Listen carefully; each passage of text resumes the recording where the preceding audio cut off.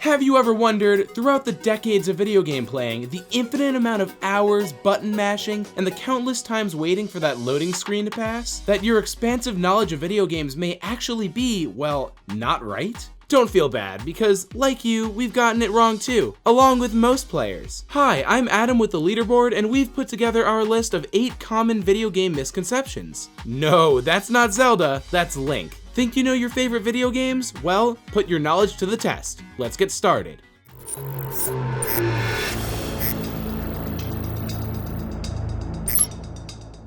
Number 1. Cranky Kong is the original Donkey Kong. Some of you might not have dropped a quarter into a Donkey Kong arcade machine, cramping your hands in 1981, but in this Donkey Kong, the player would control Jumpman, later renamed to Mario, and lead him to the top of a construction site to save the girl, avoiding barrels thrown by a villainous ape along the way. That great ape, starring in his own video game title, is none other than Donkey Kong. Fast forward 27 years later to 2008, we have Nintendo's Super Smash Bros. Brawl for the Wii, the third in its series, pitting famous Nintendo characters in an all-out fistfight. And surprise, surprise, we still have Mario fighting Donkey Kong. Or is Mario fighting his grandson? When you put Snake and Donkey Kong together in a match on the stage Shadow Moses Island, eventually Snake will converse with Otacon over radio, and text appears on the screen. Otacon briefly talks about Donkey Kong's home, his strength, and then drops the bomb. The Donkey Kong who fought that epic battle with Mario was this guy's grandfather. Granted, it's from Otacon and not from a Nintendo press conference, but here we have in-game dialogue confirming Donkey Kong's grandfather and Mario fought back in 1981. Who is Donkey Kong's grandfather? Cranky Kong. Now, if you thought otherwise, you shouldn't feel embarrassed, because for a while, Nintendo didn't have the story straight either. In Super Smash Bros. For the Nintendo 64, the instruction manual refers to Donkey Kong as Mario's former enemy. In Super Smash Bros. Melee, his trophy description reads, he now prefers the laid-back jungle lifestyle to construction site mischief. But since then, it looks like Nintendo is continuing with the storyline that Cranky Kong is DK's grandfather, that Mario fought Cranky Kong at a construction site, and that Mario historically saved the princess.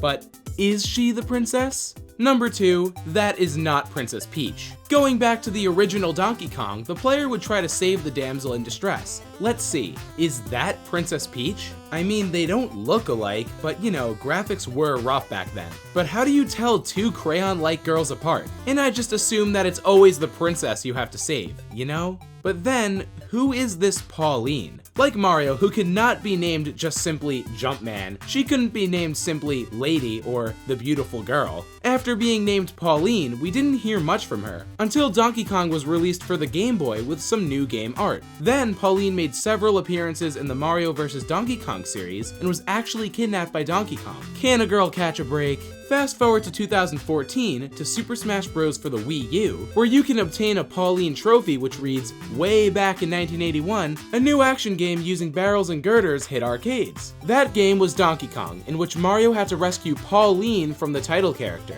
Maybe she wanted to look less like Princess Peach. She changed her look in the Game Boy version. So yes, one of Mario's love interests, but definitely not royalty.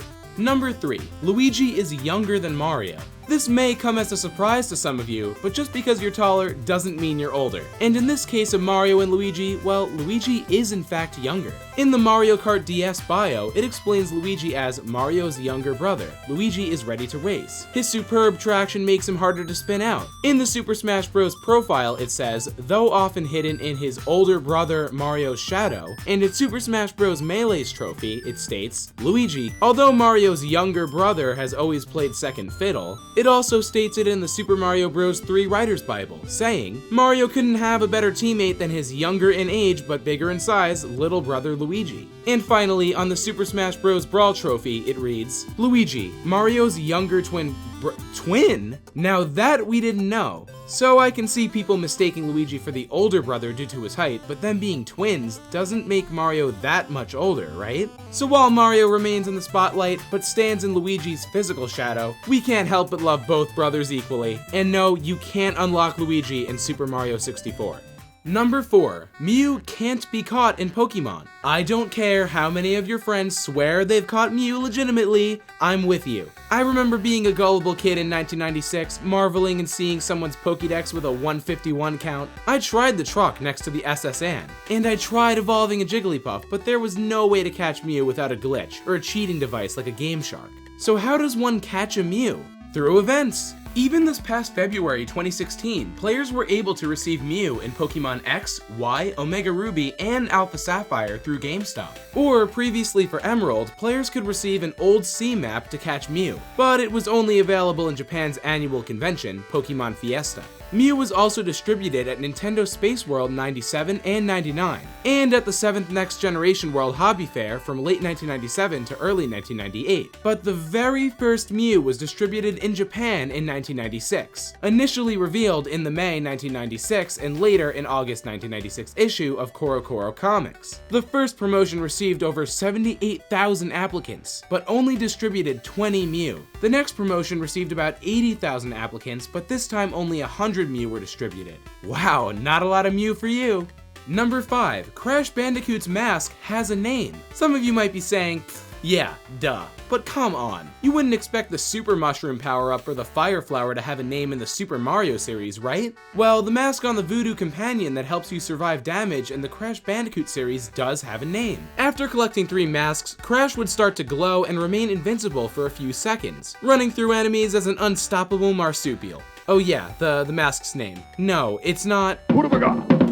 His name is Aku Aku. Yes, that's Aku times 2. He's been there since the first game, but wasn't actually able to speak until the 3rd game, Crash Bandicoot 3 Warped. So now he has a name, and he talks. That's a lot for a mask. Good on you, Aku Aku. Now, back to work. Number 6. Berto is a guy? In a world where Pokemon can have both genders look exactly the same, we can understand why Berto would be mistaken for a lady. I mean, he looks pretty ambiguous looking. Granted, he is pink and wears a bow and shoots eggs, but if we can accept Yoshi as a male, then why not Berto? Let's take it back to 1988, to Super Mario Bros. 2. In the game manual, not only is he erroneously named Ostro, but it states he thinks he is a girl and spits eggs from his mouth. He'd rather be called Bertetta. Done and done. Here we have a text tying Berto to being a boy, right? Well, again, Nintendo seems to flip-flop between origins, and times change. In Super Smash Bros. Melee, Berto is referred to as her.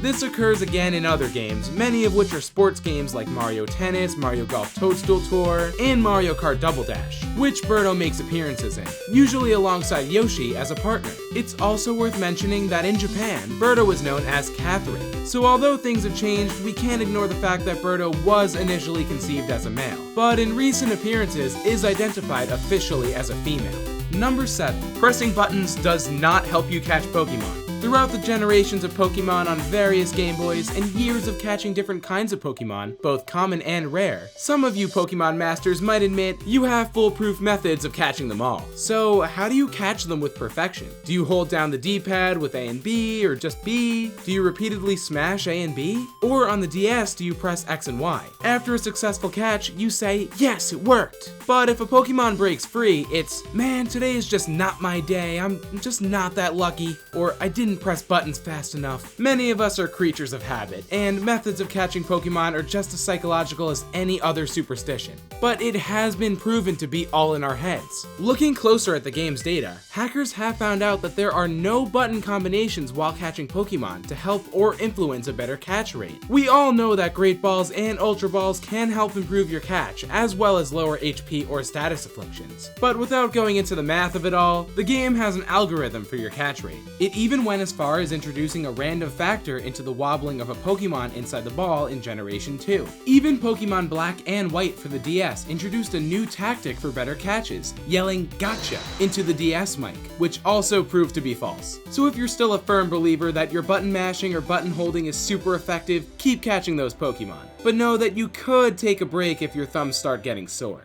Number 8. The first video game. Alright guys, question. What's the first video game ever made in history? Super Mario? Tetris? Pac-Man? Pong? A lot of you might have said and should have said Pong. But this simply isn't true. Although this table tennis competitive game made video games popular and helped pave the way for future gaming consoles, it still wasn't the first. It wasn't even the first table tennis inspired game either. Before Pong, there was Odyssey, the electric game of the future, by Magnavox. Magnavox even attempted to sue to Atari for the similarity between Pong and Odyssey's table tennis game. While Pong was popular in bars with their coin-operated arcade version, people had to settle for the Odyssey at home. That is, until Atari came out. With its unique sound effects and better controls, not to mention realistic graphics, Pong is the more memorable and iconic table tennis game, leaving Odyssey as the forgettable one that got stuck in 1972.